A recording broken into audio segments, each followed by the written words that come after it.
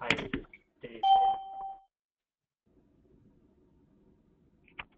This is David. Do people hear me?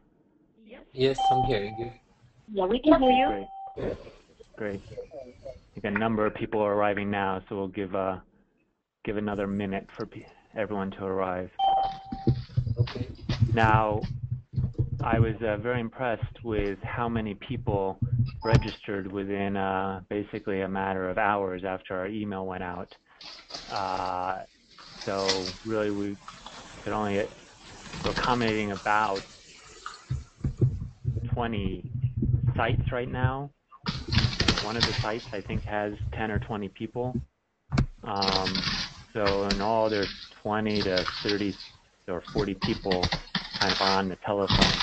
So I thought I'd usually try to do this with 10 to 15 people, but there was such an overwhelming request. It seemed like we tried to accommodate everybody by having a large group. So we'll do the best we can.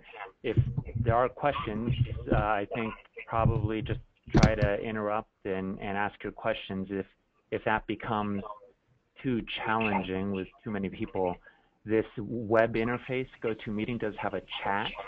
So we could always try to ask questions with the chat window. I'm monitoring that, and I'll be able to address questions via the chat window. I did get so everyone who was invited to this training session, I think, just indicated they wanted some basic training. I did get a list of questions from Michigan. The list of questions is here. So actually, in what I plan to go over with the basic training today, we will address all of these questions. So hopefully it will be apparent as we go through it. Otherwise, I'll come back to this list of questions and point it out specifically. So right now I see that a large number of people are already logged in. So why don't we just go ahead and get started. Can everyone see my screen? Yes. Yes. Okay, great. Okay, so I personally like to use the developers version since I'm developing Homer. So I always work in the MATLAB environment. For those who don't have MATLAB, we do create an executable of the program for Windows. In the future, we could provide an executable for a Mac, although that's just much more cumbersome, not just for us, but also for the Mac user to get that working on their Mac. So it's really great if you can use the MATLAB version, and you can always download the developers version and be up to date with us. The executables, we are probably quite infrequently releasing new versions of that. So I want to release one in this week or next week, but the last release was already 6 months ago. So if you're using an executable right now, there's already many new features available through the developers version than you have in the executable. So within the MATLAB version, I mean, the first thing I always do is I go to my directory, which has the package. So I have it in Homer2, and I run a command. I run this command here, which pulls all of the paths, all of the subdirectories of Homer2 into my path. So basically, MATLAB knows where to find everything. So once I've done that and I've added Homer2 to my path, then we can go to a directory that has the NIRS files. So here we have a very simple probe NIRS file that I use in these training sessions, and we'll run Homer2 UI in this directory. The only file you need is the NIRS file. These other files are generated once Homer2 has run. So once you have a NIRS file, and the format of that NIRS file is described in the documentation, and if you have any questions about that, you can just email us, or preferably the Homer-2 users list. We can to learn about the structure of this NIRS file. But then you just run Homer-2, and it will launch Homer-2. It loads up the NIRS file.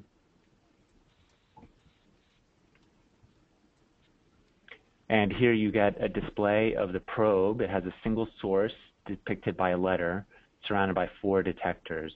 So this is not real data. This is simulated data, just to give you some example of how Homer-2 works. So you get the probe geometry here, and the different colors then are indicating the channels of data over here in the data panel. So orange corresponds to source A with detector 4. Source A with detector 1 is blue. So we can left-click on this. Oops, sorry, I meant right-click on this, and it turns off the channels. So if we right-click, it turns them invisible so you don't see those channels. So we right-click again, and they come back. And so that's just a way, it makes it easier to look at specific channels of data. So this is the raw data, in this case simulated data, but we want to do some processing on it. So we have options for processing, and right here are very simple options in the processing stream, but as you'll see later on, this processing stream is completely configurable, so you can make it more and more advanced. But what this processing stream is going to do is just do a simple conversion from intensity to optical density. So what you're seeing here is just intensity. And this vertical mark here is showing a stimulus onset period. And what you see is that the intensity decreases, and then it comes back to baseline. And here's another stimulus, intensity decreases. And presumably the intensity is decreasing because of an increased absorption due to the brain activation. So once we convert to optical density, the next thing we do is we do a bandpass filter. So there's a high-pass filter and a low-pass filter. And these here are showing very typical values.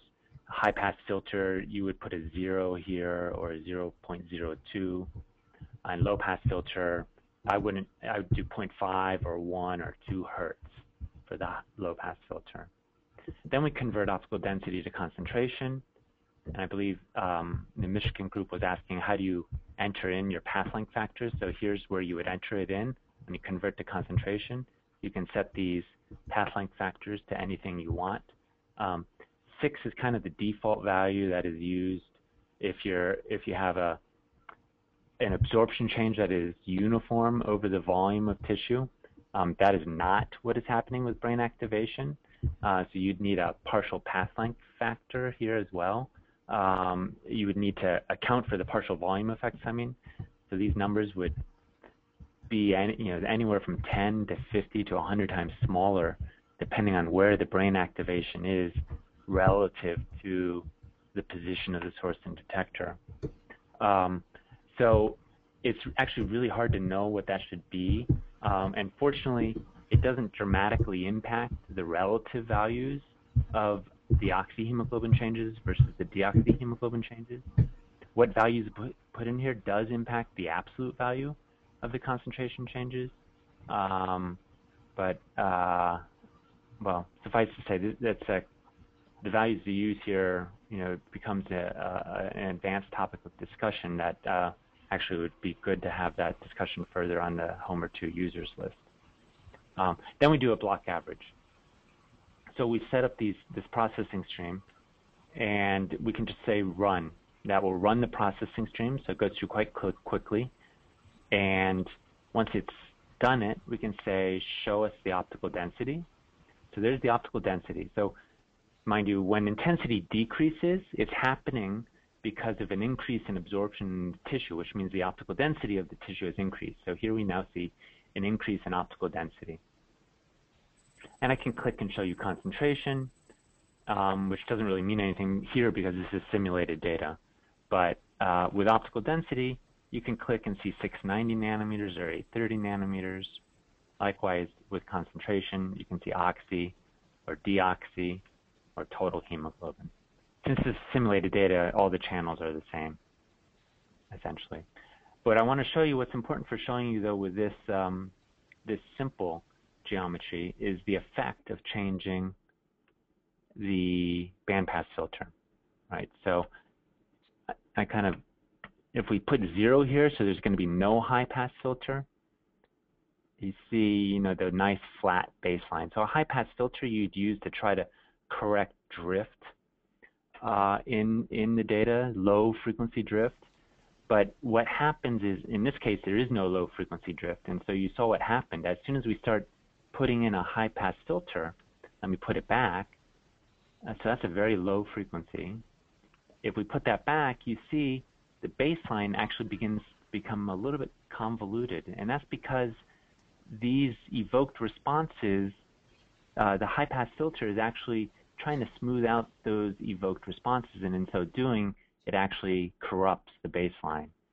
So these days, it's more and more people are not using a high-pass filter anymore and are instead incorporating drift correction into the GLM estimate of the evoked response. And so we'll come to that, actually, a few examples later of how that is done.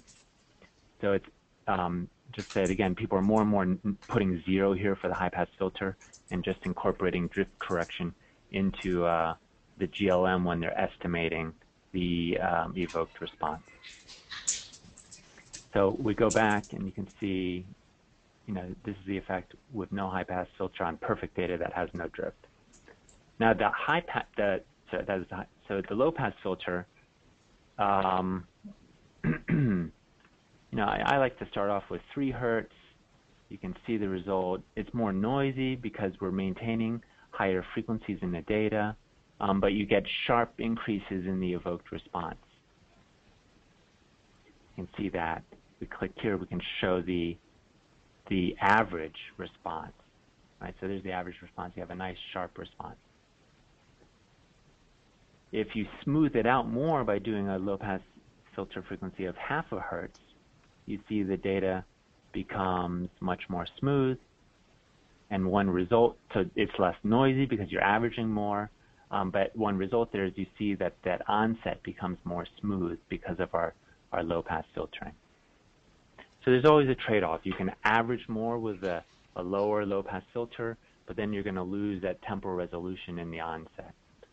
So I like to not make this any smaller than 0.5. Now, I was showing here, this is the raw data, and you can see the response for each trial. This last step here is doing a block average, and it's doing a block average from -2 seconds to 20 seconds. And you can now look at that block average result by clicking Show Run HRF. And so there's the block averaged result. I could say only go up to 12 seconds, so I'll change this and go from let's go from -5 to 12 seconds and run this again. And you'll see now it's going to show 5 seconds of baseline data.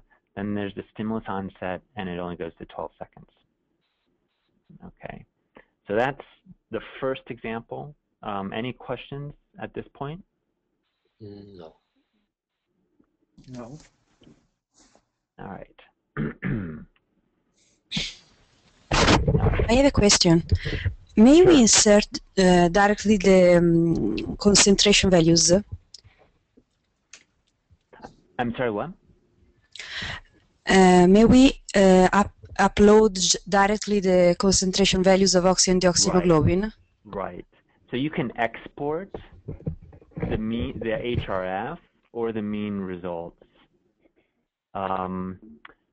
Jay has been implementing this because other people have asked, so I actually haven't used these. So right now I don't want to test this out because I actually haven't looked at it. But I know that a few different people are using these export functions, and it exports to a text file, so you can look at the results in a text file. So this will give you, let me just try it. So This will export the current subject. Conditions displayed. Oh, this actually takes a while to save. Oh, well, that was fast. So that created a text file here. So I can open that text file. And,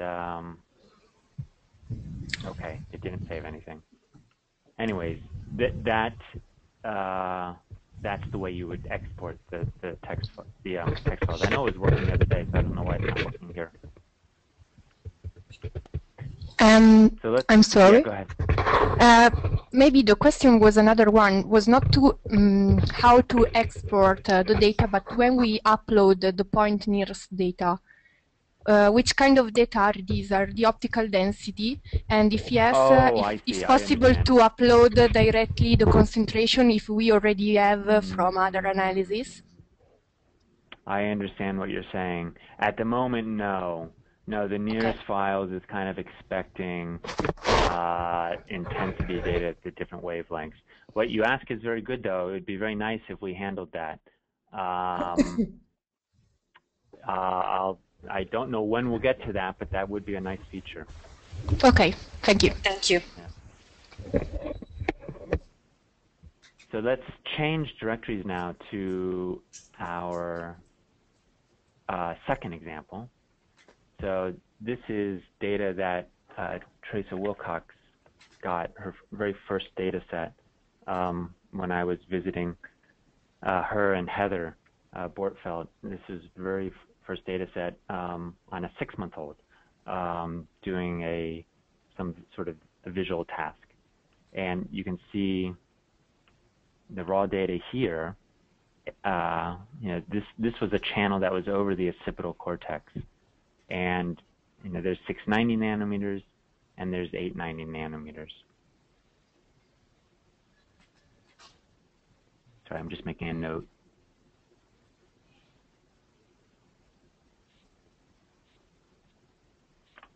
Okay, so you can see the stimulus marks here when the 6-month-old is being presented the stimuli, and it lasts for 20 to 30 seconds. And then there's 10 seconds of rest, and during this rest, the baby's moving, so you can see strong motion artifacts here at 8:30, and interestingly, at 6:90, the motion artifacts aren't so apparent, but they're there as well. So we have a processing stream here. This is now getting a bit more sophisticated. We still have the intensity to optical density. We have a PCA filter here, which I'll show you the effects of in a minute, but we find that this is actually very useful on infants for removing or reducing the effect of motion artifacts. We objectively identify motion artifacts, which I'll discuss in a minute. And then we can exclude stimuli that are too close to a motion artifact. And we do the bandpass filter that we already talked about, convert to concentration, and then do a block average. So we can run this, and we can look at the optical density, at the 2 wavelengths. You can look at the concentration. We can look at oxyhemoglobin. And if we right-click, you can look at oxy and deoxy at the same time. And then we can show the average. And if we right-click, we can look at oxy and deoxy at the same time. So what you see is kind of the typical oxyhemoglobin is increasing and deoxyhemoglobin is decreasing. But what you see is right before the stimulus onset, there's this big drop. And that's actually because of motion. If we go back, you can see there's always motion before the stimulus onset. But this one trial here had a motion that occurred essentially at the time that the stimulus was starting. So we could click here, stim, reject. We could just manually toggle this off, because we say manually, subjectively, I think there's too much motion near that stimulus onset. And when we rerun this, now this stimulus is not going to be included in the average. And when we look at the result, now we get a nice, clean response. But that required manual editing, and it's not, it's nice to be objective rather than subjective. All right, that's curious. Okay, there we go. So it'd be nice if we had some way of objectively identifying that as a motion artifact and objectively removing that trial from the average. And so that's why we introduced this motion artifacts, which can identify motion artifacts objectively by looking for a signal change greater than some amount over some period of time. So we say t-motion over half a second. If the motion is greater than 50 times the standard deviation or 10 times in amplitude units, then mask 1 second of it as a motion artifact. So some people like to use standard deviation. I don't like to use that. I prefer using this amplitude threshold. So you know, I would say 0.1 or 0.5. That'd be in, these amplitude optical density units. And we can see these motions here are on the order of 0.5 or so. So if anything greater than 0.1 over half a second, it's pretty likely going to be a motion artifact. So I put 0.1 and half a second. So we can see if we run this now, these red bars have been automatically identified as motion artifacts. Okay. And you notice this trial here has now been marked, it's now been removed. It's no longer a solid line. It's a dashed line, which means it's been objectively identified as a motion artifact. And that was done by the stim exclude. It says basically, if there's a motion artifact within -2 to 10 seconds of the stimulus onset, then let's ignore that stimulus. And so this was a nice way of objectively removing that motion artifact. Could you show again? I should also point out there's a magenta bar here. This was manually excluded. Sometimes when you have some baseline data that has a lot of motion, it's just nice to manually exclude it. And the way you do that is click exclude time, and then you can just drag your mouse over here, and it's going to manually exclude the data from any further analysis. Okay, so we rerun this where we've objectively removed this trial, and you can see the result, you know, that we get the nice evoked hemodynamic response. But these days, more and more, we're trying to figure out ways to correct motion artifacts to help us preserve data in the analysis. And this is particularly important in infants when it's very difficult for us to run many trials. So every trial you get, you want to keep if possible. So that's why we use this principal component analysis filter. So I'm not going to discuss the details how this works. There's plenty of papers that describe this. But you have basically it's a way of describing the data. It finds features of the data that are common to all of the channels. So these motion artifacts are often common to all of the channels. And so we can remove one component that's common to all the channels, or two components that's common to all the channels, or more components.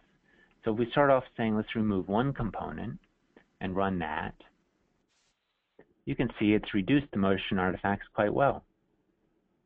We can say remove two components, and the motion artifacts are reduced even more.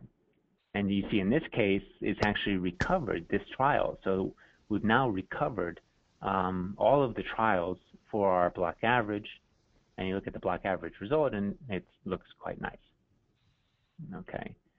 But now we have this problem. We're subjectively deciding how many components to filter out of the data.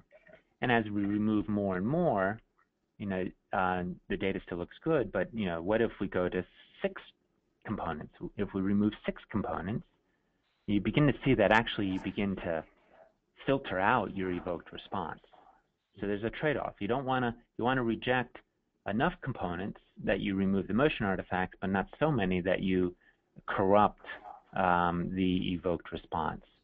So what we found is instead of removing a fixed number of components, we put a decimal in here. And so this is going to remove up to 80% of the variance in the data. So it removes just enough components to remove 80% of the variance in the data. And so we run that, and you see we get our nice response again. You could click results here, and it's going to tell you it removed one component to remove 80% of the data for this data set. For other data sets, it might be 2 components or 3 components. Really depends on the data set. Okay, so at this point, any questions about this example? No. Before we move on to the next example. No. No. Okay, great. So let's change directories to example 4. This is an example with a group of NIRS files, also from Teresa Wilcox. So this was a paper published a couple years. This is data from a paper published a couple years ago in NeuroImage.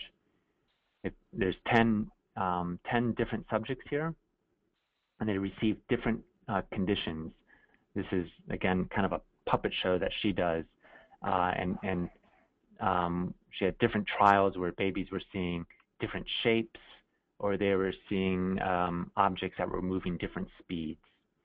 And the hypothesis was that you would get visual activation. So source A here was over the occipital cortex. You'd get a occipital cortex response to both different conditions. This was source B was over the parietal cortex. This would only respond to the speed condition. And these sources were over the temporal cortex, which were expected to respond to all conditions. So the option processing stream we're using is the same processing stream I just showed you for that first baby. And now we have multiple conditions. So down here, you can choose which condition you're looking at. And this shows all the conditions that are available in this group of data. And so when it's marked with a hyphen, it means that condition is in this data set. So if I were to click speed here, there's no result because this data set didn't have a speed condition. And then foo bar was just a nonsense condition. But shape was the condition of interest. That's the evoked response. There's the average data. And actually, we just made some changes that would keep the colors of the different conditions the same across all files. This was a feature that was requested at one of our last meetings. And it works very well now. The colors are the same for all conditions, for all files. But on my Mac version, it made the legend kind of lose its utility. It's no longer indicating what condition is what color. On the PC version, it still works fine. So we're trying to fix it on the Mac version. And right now, I'm using the Mac version, so sorry about that. But if we go to these 2 cycle, you now see a green condition. So this is actually the speed condition, right? So all of these files have a speed condition, and all of these here have the shape condition. So now we could actually run this. I'm not going to do it now because it will take a couple minutes. I've already run it. We could run group, and this will now do the analysis on every single file and calculate the group results. So we can, like we did up here, look at results for individual subjects. So we can change files, and it'll show us the results for individual subjects. Right. This subject has no shape response. So why is that? If we look, you see this subject just had a lot of noise. So no trials were included for the shape response. So we go on to the next subject. Now there's a response. Now we go on to the next subject. There's no shape response because they didn't receive a shape condition. They received a speed condition. So there's the speed response. Now we could also look at the group response. So here's the group response. This is the group response of the occipital cortex here to the speed condition. Right. And now you see this subject is a thin line, right? The previous one was a thick line. That means this subject contributed data to this group response for the speed condition.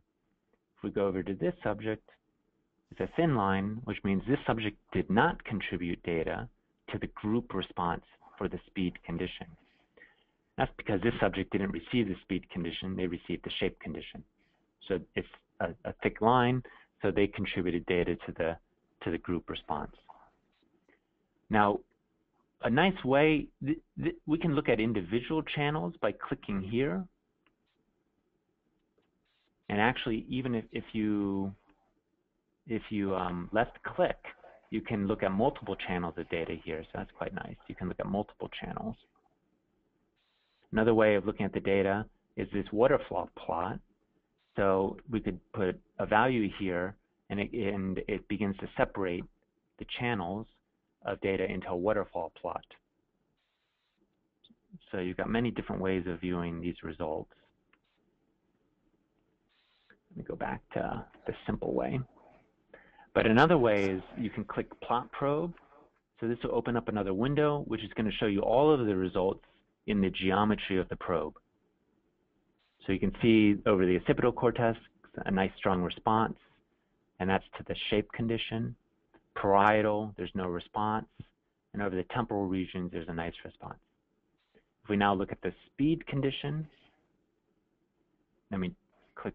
It's thin because this subject did not contribute to the speed condition for the group average. But if I come over to this subject, you see it's solid. They did contribute.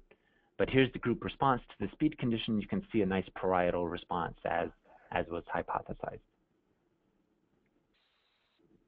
Okay. So that kind of just illustrates how you can use Homer-2 to look at multiple conditions and to look at a group of results versus the individual results.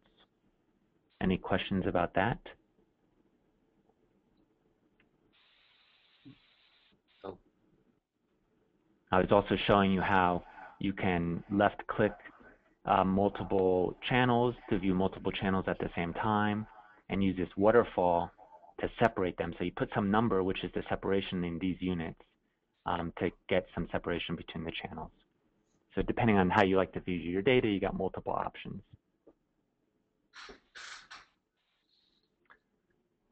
Let me go to this list of questions we got. Let's see. Question 2. We are going to come to that. Question 2 and 3, we are coming to in the next example. Okay. So let's change directories. Actually, I have one question to ask. Sure. I don't know if I'm rushing, but within Homer, is there any method of computing statistical significance, or is that done outside Homer? So we do have some statistics at the individual level. Okay. So here you can view the error bars at the individual level. And we plan to update the statistics more and more. We're kind of really strongly focused on usability at this point and adding actually imaging features I'll show you at the end. Okay. But what we have is this export. So this will export all the individual results. So one thing you can do is export the mean results for each individual, and then you load that into your favorite statistics program to do your statistics. Okay. Thank you. Yeah.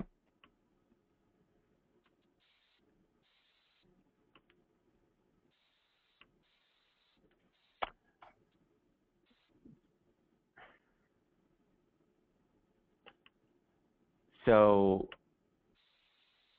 this is an example now that has short separations in it.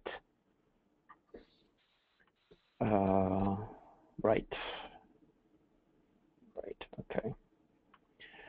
So there's been a lot of discussion in the literature about the confounding effects of systemic physiological fluctuations, particularly from the scalp, that are large amplitude variations at frequencies that are comparable to the evoked activation, and this can just impede our ability to estimate the evoked hemodynamic response and reduce the statistical power in that estimation. So if there's any way we can filter that systemic physiological interference, we have the potential of actually increasing the statistical power of our estimated evoked hemodynamic response.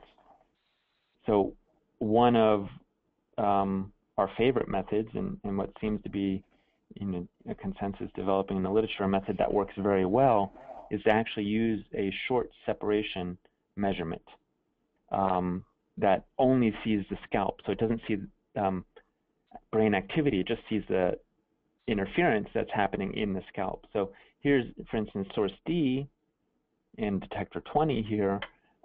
They're only 8 millimeters apart. So on an adult human, this is only going to see the scalp. And then you got these measurements here that are 3 centimeters apart, which are seeing the scalp and the brain. So we can use information from this short separation here to filter the confounding signals from the longer separation measurements. So I'm going to show you how you can do that within Homer. So let's look at the processing stream. David, can I ask, if I looked at the config file and there's 3 short separation, it looks like channels. Is that, yes. Would you have to have one near the channel you're interested in, or could you just have one? It just seems like kind of a waste of all your, like you could have, I mean, you can just have one, and so there's many different ways of doing it. So if you have multiple ones, we've introduced the functions, and as always, we have to improve the documentation. But one function will take the short separation measurement that's closest. So if you only have one, then all of the long separation channels are going to use that one. Okay. But if in this case I have 4, it's going to use the one that's closest, right? So this one, this long separation is going to use this one to filter, or this one is going to use that one. But there's another way of doing it, which is actually use the short separation measurement that is most correlated with the long separation measurement. So you could argue that that's going to give you a better measurement. So we have another function that will actually do that. But one thing you were suggesting was maybe you could just have one short separation measurement and use it for the whole head. So what we have found, and published a paper on this, that actually you do better if you can afford to have more short separation measurements. You do better if they're closer to the long separation measurements. So in other words, I think that makes physiological sense.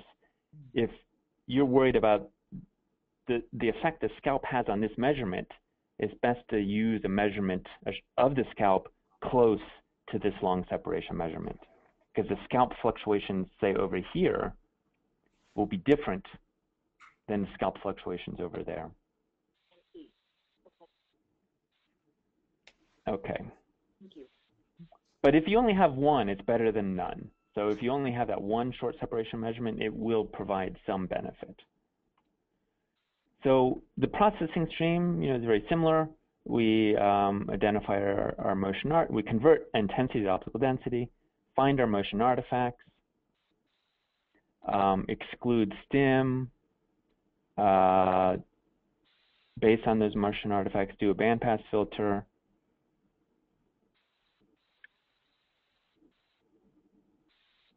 It's kind of a strange processing stream, but I didn't expect PCA at this point, but that's okay. We convert OD to concentration. It's got a PCA here, but we put 0 there, so it's not going to do any PCA filter. And this is doing nothing at the moment, so just ignore that. And then we do our block average. It's not actually, this is mislabeled. It's not doing a block average. It's doing a deconvolution, so it's actually doing a grand linear model estimate of the evoked response. And so to do that, we have the option of introducing a temporal basis function, and there's many different types of temporal basis functions you can implement. Right now, we've kind of just implemented this very general sequence of Gaussians that are spaced. This is a Gaussian mean spacing of 1 second, and this is the Gaussian standard deviation or Gaussian width, which is 1 second. And those Gaussians are going to be spaced from -2 to 20 seconds. So we're modeling that evoked response with a series of Gaussians, a superposition of Gaussians. And now this GLM is also incorporated into it what I was talking about before, which is drift correction. So it's incorporating a third order drift correction, which will handle some of this drifts that you see here so that it doesn't impact the estimate of the evoked response. So we can run this at the moment, and notice at the moment this is not doing anything with short separations. I'll use that, I'll demonstrate that next. So we just run this,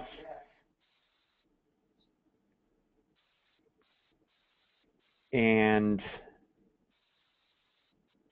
we get the evoked response. So there's the evoked response. It's showing the standard errors. Let me turn that off. So here's the different channels. So you can see a nice evoked response. And there's a short separation in magenta. It's also got an evoked response.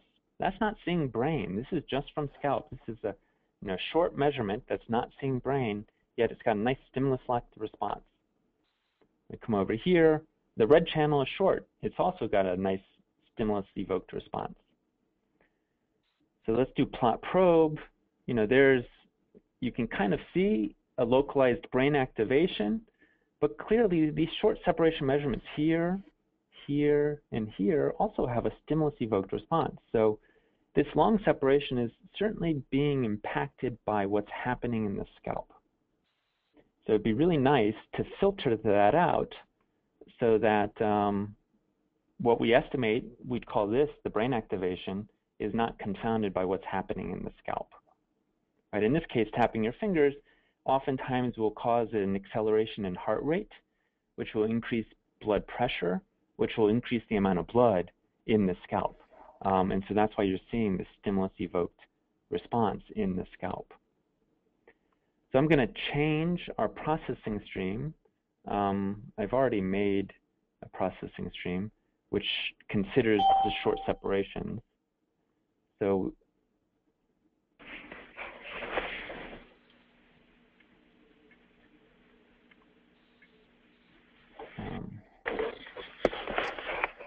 we can look at this processing stream, and this is basically, it looks exactly the same, except now it's doing a GLM with short separations. So the GLM has the same temporal basis for estimating the evoked response. It has the same drift correction in the GLM, and it also is adding the short separation measurements as regressors to filter from the data. So it's trying to model some of the variance in the long separation channels by using the short separation channels.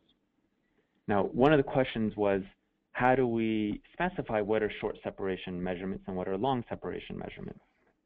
And so in this particular case, we set here in the threshold for what is a short separation measurement. And in this particular case, it's centimeters, although that depends on how you've defined your geometry here using either centimeters or millimeters. You could actually use either. In this particular case, it was centimeters. So we said 1.5 centimeters. Anything shorter than that is a short separation measurement. So when we run the analysis now, what you're going to see, watch this red line here.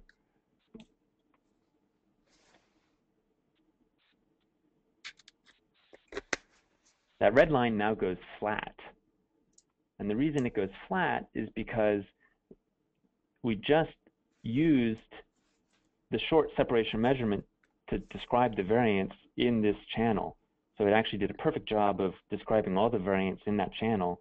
So the evoked response, there was no evoked response because it was all filtered by that short separation channel. But now, oh, I made a mistake, sorry. If we look at this spatial response, you see all of these short separation channels have gone to 0, and now the evoked response is has been filtered of the scalp response. What I had meant to do was duplicate this figure so you can compare the results. So I've duplicated the figure. I can now go back to the other processing stream, which doesn't have the short separation. Rerun it.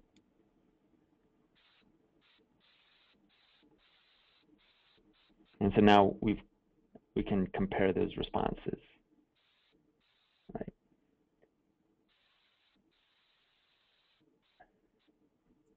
So there's without short separation regression, and there's with the short separation regression. So you see clearly those have been flattened because they've been filtered.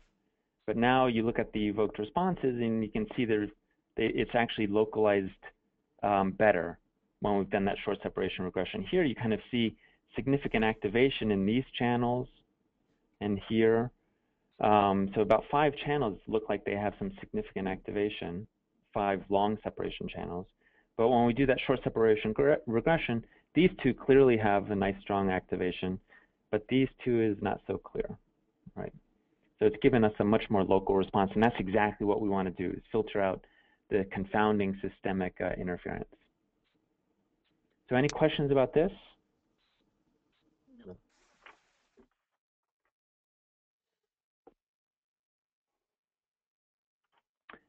Great. So that's kind of the basic introduction to Homer-2. I hope I've answered many of your questions about this. What I'd like to go on to now is actually just show you Atlas Viewer and some of the things we're doing with Atlas Viewer that is now available in the developers version of MATLAB. Before that, actually, we have a question. Sure. We would like to know do you have any advice? What is the length of the short distance? Optimal length. Should be the optimal length. For the partial path length factor. Yes. Oh, you mean what is the separation here that you should use? Yes. So on adults, I like it to be 8 millimeters.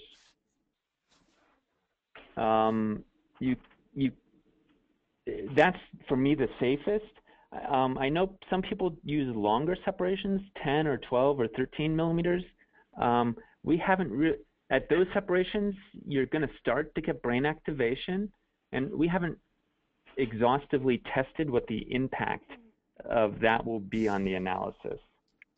But I know some people are using, up to 13 millimeters separation. If you can do 8 millimeters, that's what I suggest. Thank you. I have a question about the amplitude of the response. Yes. So it seems like the amplitude of the response was really decreased when you took out the short separation signal.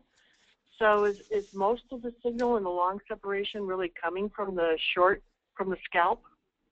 I unfortunately just deleted those channels, but yes, the amplitude did decrease. And I wouldn't say most. In this example, I'd say maybe like 30% of it was coming from the scalp, or 40%. So that is, so it is a lot. It's not the majority, but it is. I think that just nicely emphasizes how much benefit you can have in adult measurements by having these short separation channels. The scalp, the NIRS measurements are really much more sensitive to the scalp than they are to the brain.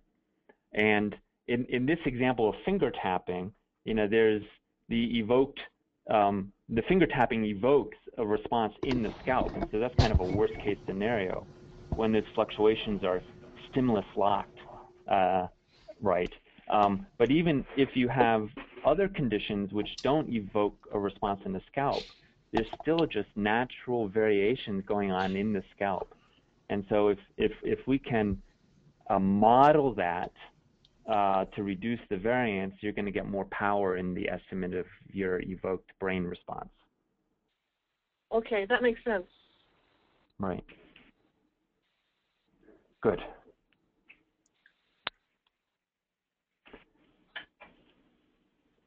So I'm going to close this down just so I can open up Atlas Viewer. Whoops.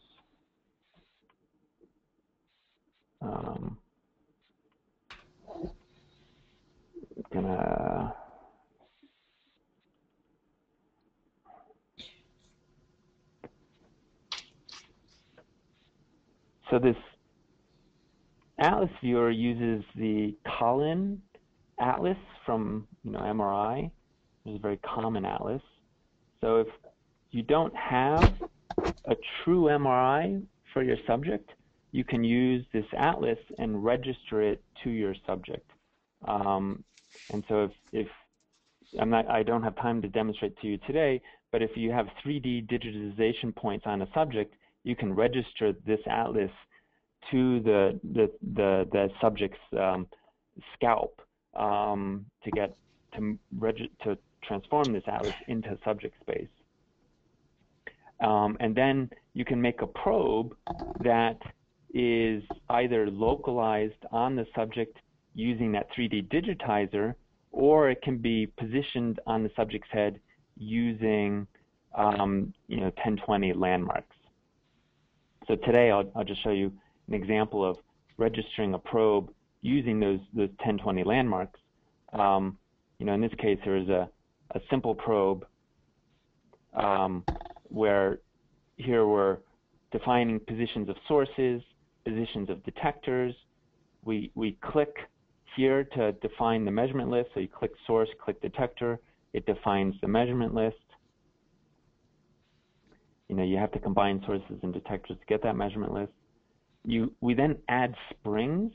So I click add springs, and we need to put springs here and add in these dummy optodes. And this will help us specify how this probe warps to the surface of the brain. And so in this case, we've said optode 1 is going to be anchored at position C4.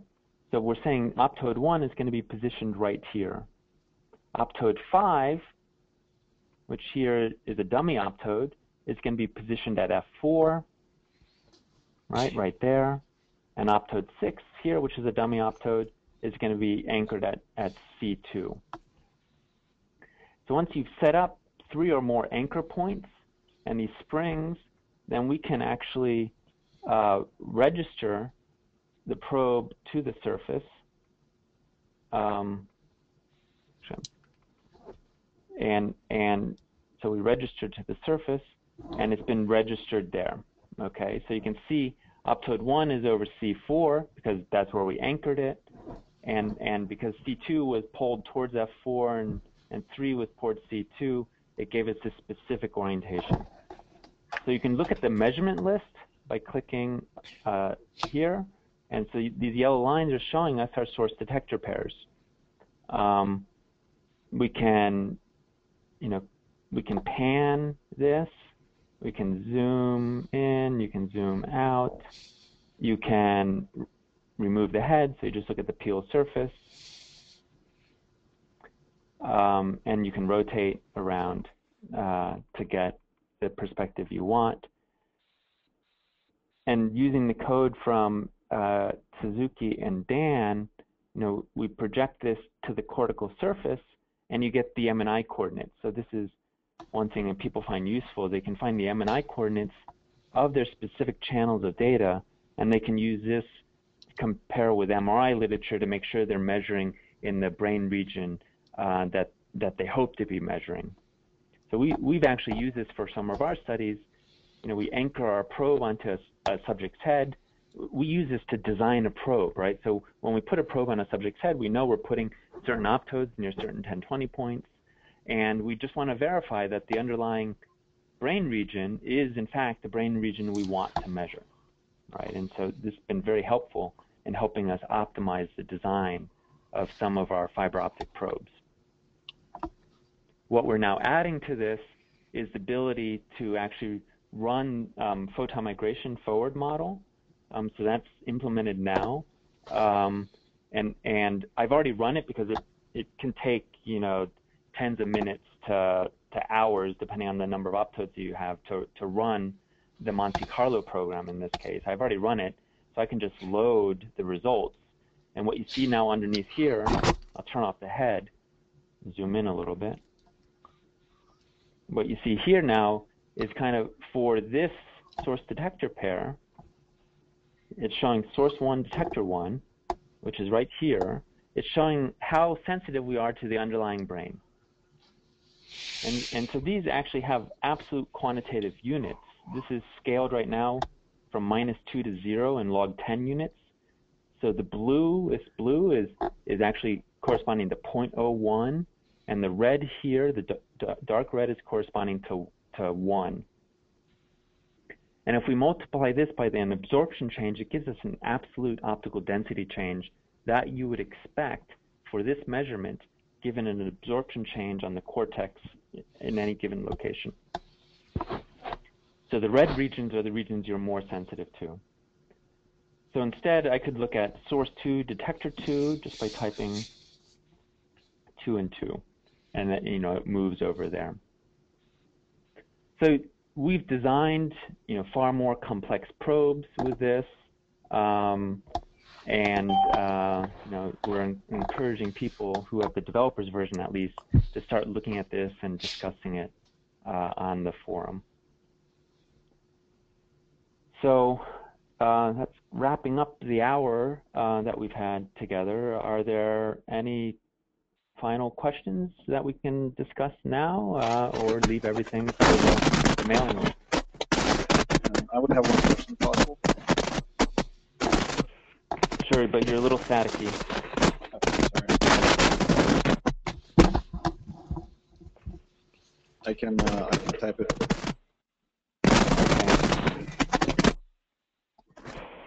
Yeah, maybe you should type it.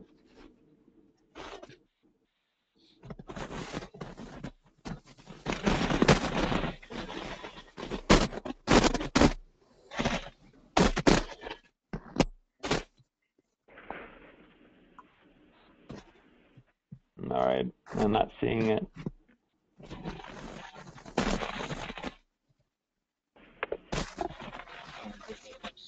Any other questions?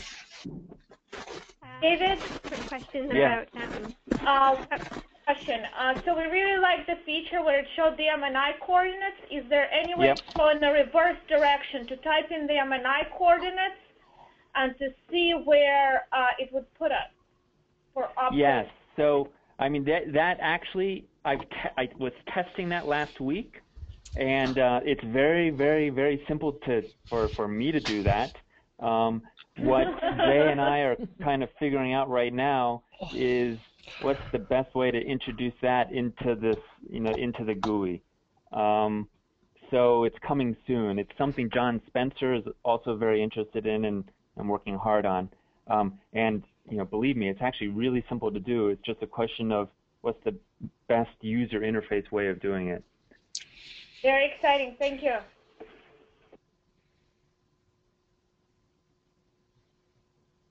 Okay, Vladimir's question, what is the highest frequency of data acquisition that Homer can process?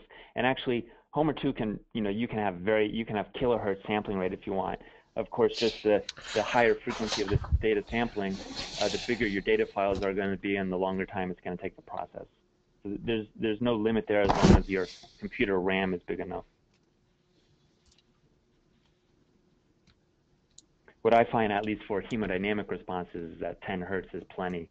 But he must be asking about fast signals, maybe. All right, well, I got to run off to another meeting, so I've recorded this, and I'll try to get this up online for people to watch in the future. I recorded the last one, but afterwards I found out my audio was really bad, so hopefully the audio this time was much better, and it worked. So thank you, everyone, for your interest in Homer 2, and please send any questions to the forum. There's more people answering questions now, so I'm really excited to see that that's getting a lot of use. Thank you. Thank you, David. Thank you. Bye-bye. Bye. Bye-bye.